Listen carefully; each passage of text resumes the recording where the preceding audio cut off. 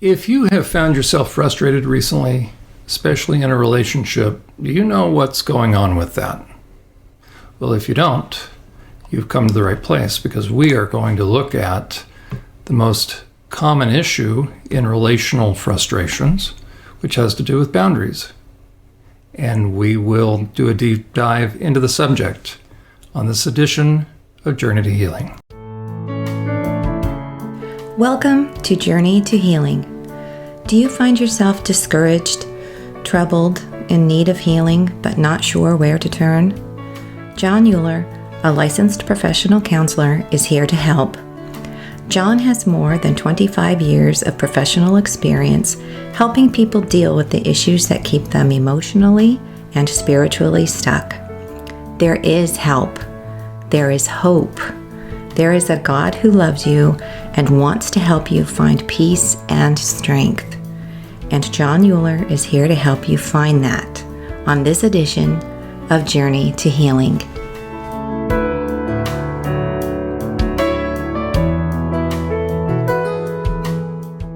Hello everyone, I'm John Euler. This is Journey to Healing, and we are doing a deep dive into the subject of boundaries. Welcome. I would recommend that you visit SurvivorSupport.net under the podcast tab to bring yourself up to speed so that when you review the material that we're going to cover tonight, because I recommend you go back and listen to this podcast a number of times if you have found yourself in relationships that are unhealthy, if you find yourself frustrated, if you find yourself stressed. There is a reason why. As I have mentioned, you can boil all the mental health issues, aside from organic or genetically inherited issues. You can boil them down to really two underlying issues. This is my own theory, but it is correct, which is this. It has to do with anger that is really unresolved. Most people are disconnected from their emotions, so they do not know that they have anger going on under the surface. If you have anxiety, the root of that is really anger. If you have depression, the root of that is anger, generally speaking. If you have, now again, just shy of an organic illness, okay? If you have panic attacks, if you have panic disorder, the root of that is anger. If you have compulsive behaviors, the root of that is anger. If you have addictions, those got started one way or another because of anger. So you can take all the mental health issues and boil it down to the fact that we happen to be angry. Now the question is, what are we angry over? I recommend Psalm 139 verses 23 and 24. 3,000 years ago, David encapsulated all of psychology really in a nutshell, which is, Lord, search me and know my heart. Show me my anxious thoughts, my hurtful ways, and lead me back in, or lead me in the way everlasting. The two issues that David mentioned, my anxious thoughts and my hurtful ways, those have to do with relationships, because that psalm doesn't make sense if you are stranded on a tropical island by yourself. It's only applicable when you are in relationship with someone. If you have anxious thoughts, that half of the equation has to do with your boundaries being pushed in, meaning you are feeling either as though you're losing control, losing your grip, or you cannot be able to have your voice. You cannot speak the truth in love. So you're being impinged upon. That is hurtful. That is hurtful to self. The flip side of hurt is anger. Anger will trigger the fight-flight syndrome. It'll trigger your limbic system. It will trigger your adrenal glands. Adrenal glands put out adrenaline, and adrenaline makes you feel anxious.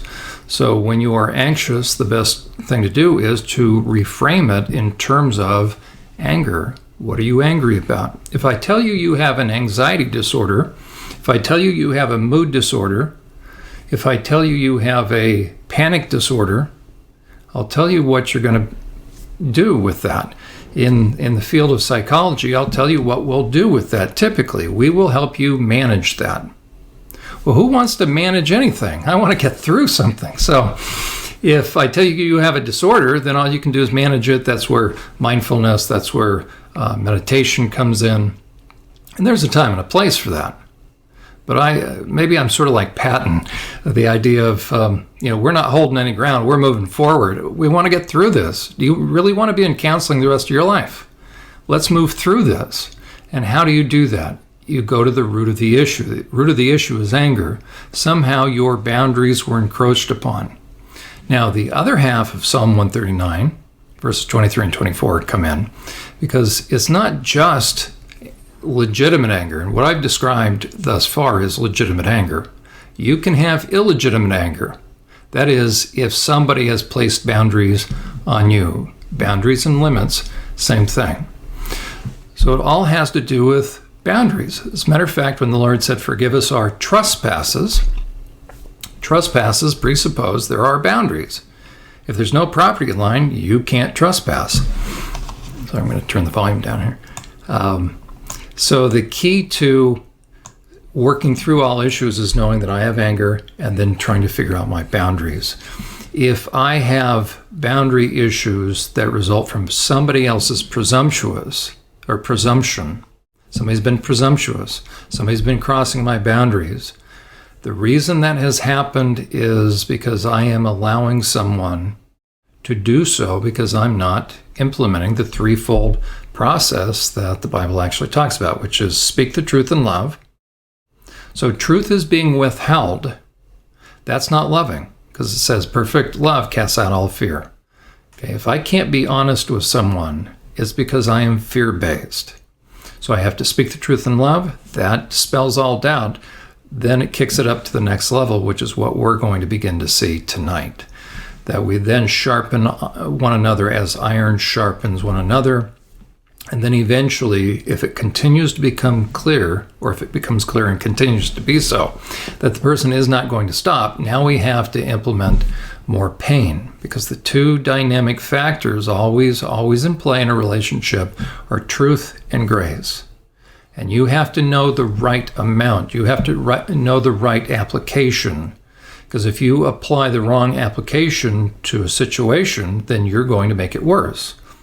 So for those relationships that are rooted and grounded in responsible behavior, that's where grace comes in. If someone is responsible and they have crossed our boundaries, they probably did not intend to do so. So that's where we can cut them some slack. That's where we bear with one another's faults, as it were. A fault is very different than a willful transgression.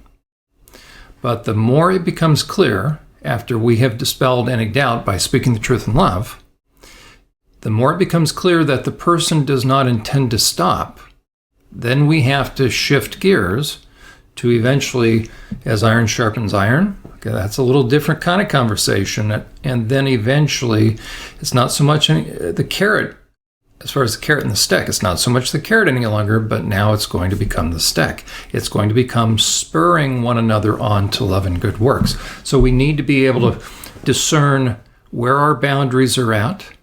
Because if I am having my boundaries crossed, it is hurtful. The flip side of hurt is anger. So I will feel angry. That will translate into adrenaline being released into the body. I will feel anxious. And that's where the more I become aware of my own body, what's going on inside of me, then I will have a sense of that something just happened and I may not be totally aware of it. And that's where becoming more and more aware of my intuition can help. Because the two mechanisms in play that we've covered in the past, so I recommend that you go back through the repository of podcasts and watch them, because we talk about that the two mechanisms in play that will keep boundaries as they should be are our conscience and our intuition. My conscience keeps me on my side of your fence. But what happens if I don't listen or care about my conscience? I then am not stopping myself. What's the only thing left to keep me on my property line. It's going to have to be you. It's going to have to be you being able to discern the truth of what's going on, discern the intentions, actually, so that you know how much truth and grace to bring to bear. So it doesn't do anybody any good. Oftentimes, those of us that have been in churches for a long period of time, we are given the message that it is not loving to have boundaries. No, we have to have boundaries. Why? Because we are valuable. We're the highest act of God's creation. He expects us to treat one another and ourselves to be treated with respect. That's why we are to love one another as we love ourselves.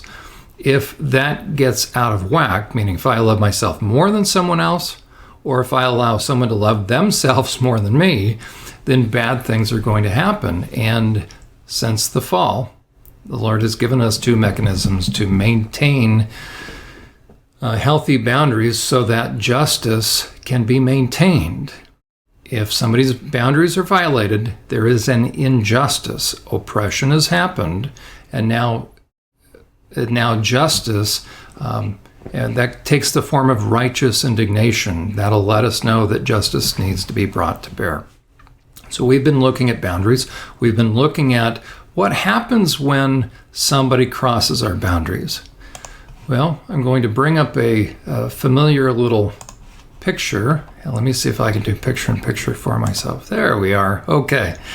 If you go back and watch the podcast, actually two podcasts, How Big of a Pig and the Warthog Assessment, you're going to see our little stick figure. That's about the extent of my artwork. Thank you very much. So there we are. This is us going through life. Now, what do I mean by that? Galatians 5 has 2 verses, and it's very interesting. Paul says, "Bear one another's burdens," and I do not have a picture of a burden on my little stick figure. The Greek word for burden means boulder. That is something that is too big to carry. It's going to weigh you down. You've seen the picture of Atlas being weighed down by the world. If you feel like you have the weight of the world on your shoulders, by the way, it's too big. Okay? So we are commanded to help lift up a boulder, lift up a burden.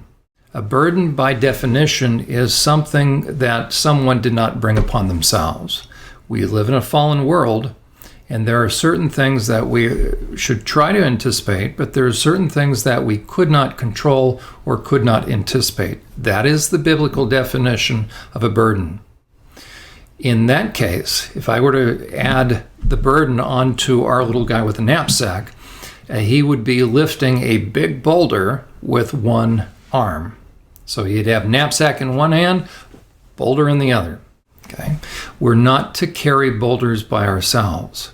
We can't get them off of us because now they have landed on us. That can take the form of a death that has come into our lives. There are a wide variety of deaths. The more human beings had to do with that death, now it's not only a burden, but it has injustice on top of that.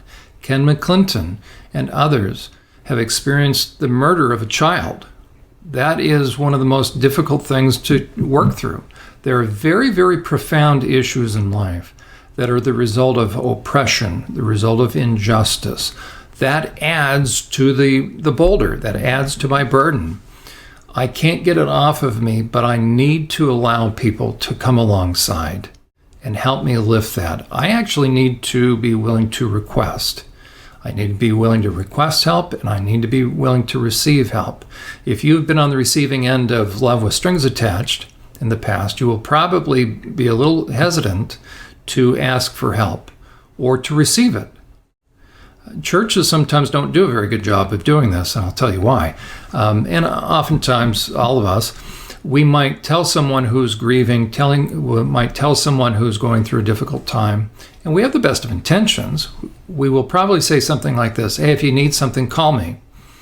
Well, here's the reality. They're not going to call us. So we have to be lovingly intrusive. Now that's different than crossing their boundaries, but we have to understand that most people are not going to call us. So we have to call them and lovingly, in a cheerful way, say, hey, we're coming over. What can we do to help? Not, can we come over? Now there's going to be a little resistance.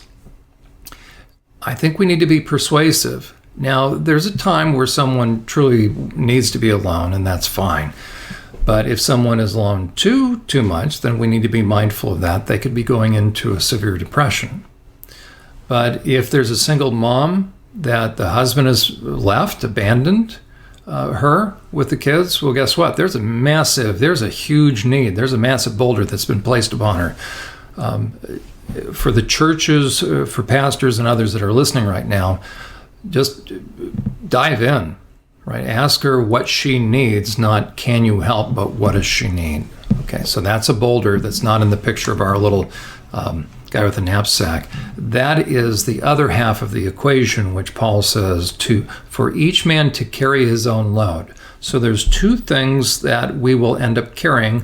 One that we're not supposed to carry by ourselves, that is a burden. That's a boulder handed to us, placed upon us through no fault of our own. Okay.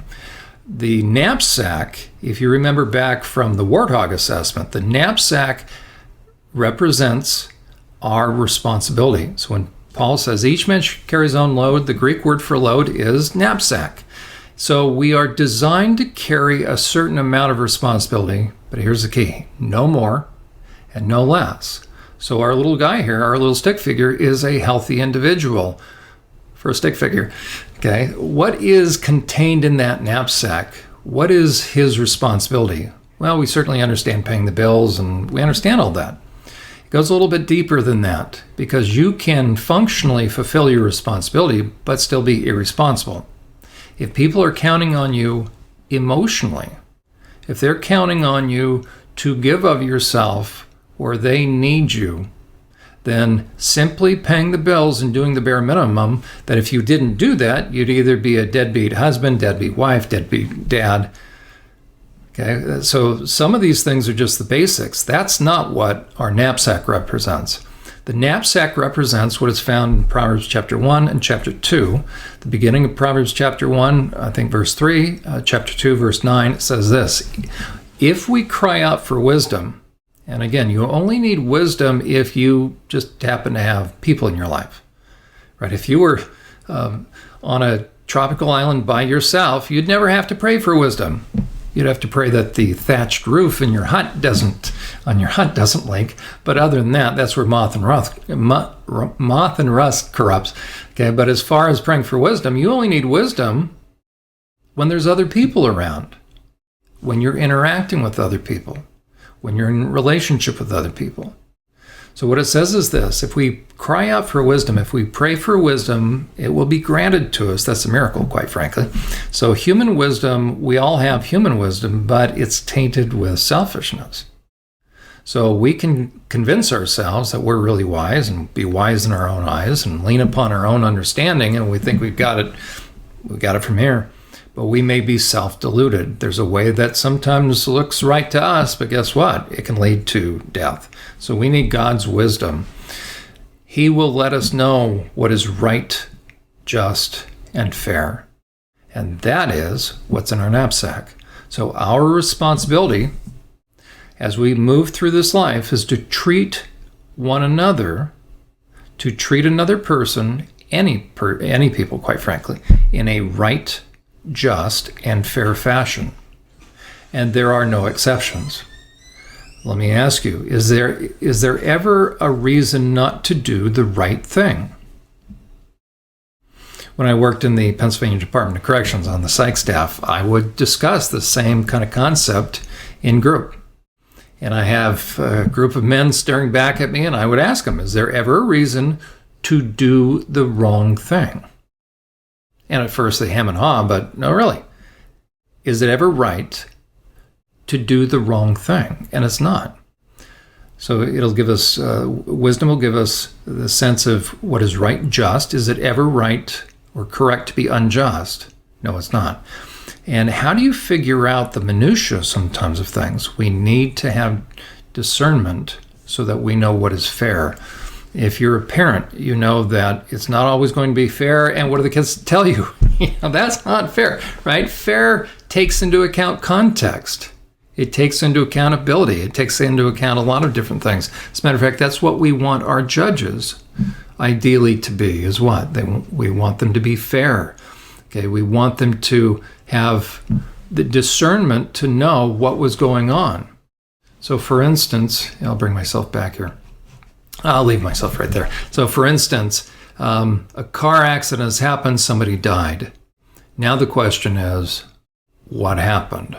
The motives, the intentions, the degree of intentionality, those are all going to come into play, and you can have a range of penalties from case being dismissed to involuntary manslaughter to voluntary manslaughter to third degree, second degree, first degree murder. They take into account the situation. So our little guy here, our little stick figure, he is holding his responsibility, meaning when he interacts with people, he does what is right, just, and fair. So what does a genuinely healthy relationship look like? It looks like this when I get me out of the way. It looks like this. It's two people that are interacting with one another, and both of them are owning their responsibility. You notice I colored them differently for purposes of differentiation. So these two people, now we're not even talking about intimacy at this point. We're just talking about two people that are treating each other properly. This could be Walmart. So you go to Walmart and you want to return something, and you will be satisfied if the customer service person does what? If they treat you with respect, if they treat you in the right way and take the item back. But let's say you're trying to rip I shouldn't say it like, but let's say, and we've seen this, right? That somebody clearly has used an item and decided they don't want to do that. So they're trying to now return it. So they're not doing the right thing. And they go to the customer service, and the customer service says, no, sir, can't take it back. So they're establishing a boundary. You watch that person, they're going to get angry, but that's not the right kind of anger, right? So healthy boundaries presuppose everybody's willing to do what is right, just, and fair. But what happens if you end up having somebody in your life that looks like, okay, let me get me out of here again, sorry. What happens if suddenly the dynamics are like this? So we go from this to that. What's happened there? Well, if you go back to part 2 of the warthog assessment, you'll see that I've drawn a little arrow from the little stick figure that doesn't have a knapsack anymore. He's given up his responsibility. So he has transferred his responsibility to do what is right, just, and fair. He's taken his responsibility, he has dumped.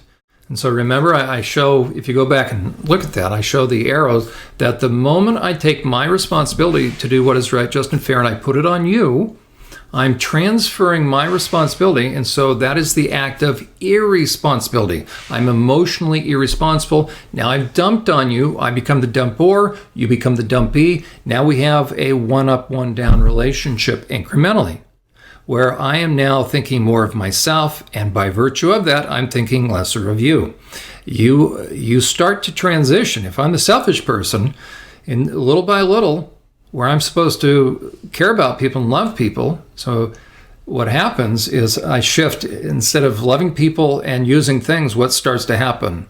Little by little, we can have an inversion of that. And we started to talk about that last time. I can become so selfish that I start to become twisted. This is the beginning of it. So if our little freeloader, so I call them an emotional freeloader, why? He's offloaded his responsibility. Is he happy? Of course he's happy. But let me ask you, so we have our healthy relationship here. Look at the two smiles. But look at what happened. So the person on the right, what mechanism within them is in play right now to tell them they need to go back and own their stuff? That's called 1 John 1:9. If we confess our sins. So something happened. I did something. I really did something. Now, it could be all emotional. So my conscience is going to tell me to re-own my responsibility so we can be back like that. But if I choose not to, so if I'm not going to listen to my conscience and I keep it like that, is our little person on the left, the heavy laden person now, are they supposed to walk around like that? No, because they're supposed to look like that. Everybody's supposed to have one knapsack, no more and no less. People that come into counseling, tell you what, they at least look like that. Somewhere, somehow, they've ended up owning or accepting other people's responsibility, which means other people in their lives are emotionally irresponsible. So the person on the right with no knapsack is now violating their conscience. What's happening on the left? The little stick figure on the left, their intuition is trying to let them know that something has happened. Well, that's an unreasonable relationship because it's not reasonable not to own your stuff. What happens if this dynamic starts to go on? Because, we say to ourselves, well, it's just one. Okay, but what happens if it starts to become now two? I'm calling this an unhealthy relationship. We've gone from unreasonable to unhealthy. Now look at the little guy. Okay, he had just one, but over time, this has become, it's moved from habit to now a little more purposeful. Now we've got a lot of dumping going on. And eventually, if this dynamic continues, because it will pick up like a snowball, what's going to happen? It changes into, that says toxic relationship. Let me get out of the way for a second. There we go. We have a toxic relationship now. And look at the difference again. It's already getting bad now. It's unhealthy, but now he's added one more. And look at our little guy's arms and legs. That's, of course, metaphorical, although in our little picture, but sometimes we'll feel it. We'll certainly feel it. If you are stressed, the question is why. On some level, you have people crossing your boundaries, more than likely. I mean, almost inevitably. Okay, so the question is, how long could this continue? Right? We already had number 3, or this person's carrying 2 of the bags, and now we've got 3. How long could this go on? And this just paints the interaction with just one other person. What I could draw is this. So let's say this is a spouse. How about if we had a kid now in this situation? In one way or another, maybe the kid is going to dump. How about a parent? How about an in-law? How about a coworker? How about a boss? How about a church? How about a pastor? Right? Oh, you've got a servant's heart. So what are they going to do? They're going to start dumping on them. So people that are dumpers look for people that are dumpies. That sounds funny, but it's true, right? They look for this kind of opportunity to dump. And why is this person taking this? Because, and this will harken back to another podcast, the person on the left is under the mistaken notion that God wants them to be nice. This person is trying to be nice. Well, this is where nice gets you. And unfortunately, people have heard that this is what Christianity is all about. And it is not. What is Christianity all about? It's about ensuring that we don't lower the bar, but we raise it. And that we're able to discern who is in our life. And what kind of relationships does God want us to have? He wants us to have, I'm going to get rid of my picture here. He wants us to have reasonable relationships that are at the most basic of levels. He wants us to have a reasonable relationship. And here's that continuum of not just scale of 1 to 10, but also -1 to -10 that we talked about last time. And I recommend you go back and look at the previous podcast. That once I get into the negative numbers, that is selfishness that is starting to go unchecked. So I drew the little line, the most basic of relationships. And again, this could be at the checkout counter at Walmart. Okay, so that's a reasonable relationship, that each person is willing to carry their own load. They do what is right, just, and fair. They naturally accept their normal duties, their natural responsibilities, and their basic expectations. Now, can't see that. Okay, and we're going to define that in a moment. But again, does this person get brownie points for being at a basic level of a relationship? No, because they are accepting their normal duties. You don't get brownie points for doing what is normal. How about what is natural responsibility? There you go, that's paying the bills. And basic expectations. So, for instance, if in thinking about the people in our lives, maybe our parents, is this person worthy of extra honor, so to speak? You know what? We're very thankful. And because they are our parents, I would say yes. But they just discharge their basic minimum.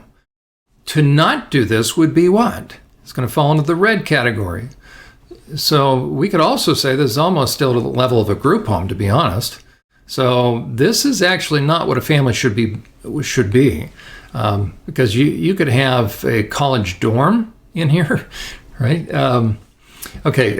Continuing. Emotionally responsible, reliable, and decent. So the kind of people right here, so we'll pretend we are on the left and the person we're interacting with is on the right. The person on the right does not get kudos for doing this. This is just basic, because if they don't do this, if they are not like this, what happens? They are not doing what is normal, natural, and basic. Right? They're just discharging the most basic of obligations just to be decent to us. So on a scale of 1 to 10, the bottom or most basic level is everyone doing what is right, just, and fair. That's just for starters.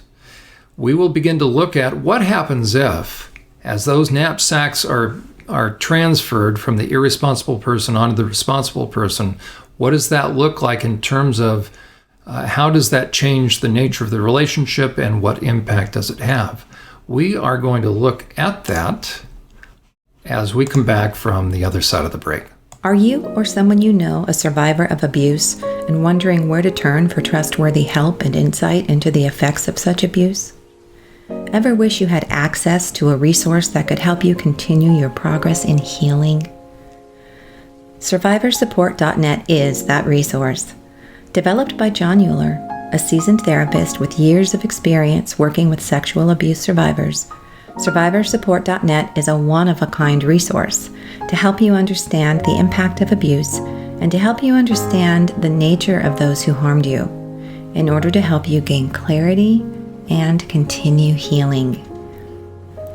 If you are interested in speaking with John Euler about your situation or in having John conduct a consultation or a training for your church or organization, SurvivorSupport.net serves as a convenient method of contacting him. Our program, Journey to Healing, is made possible through the generous donations of viewers like you. There are many opportunities and needs that Survivor Support is attempting to meet, and your monthly support or one-time gift would be extremely helpful as we seek to meet those needs and opportunities. Simply visit SurvivorSupport.net and you will see the link to donate on the homepage. We thank you.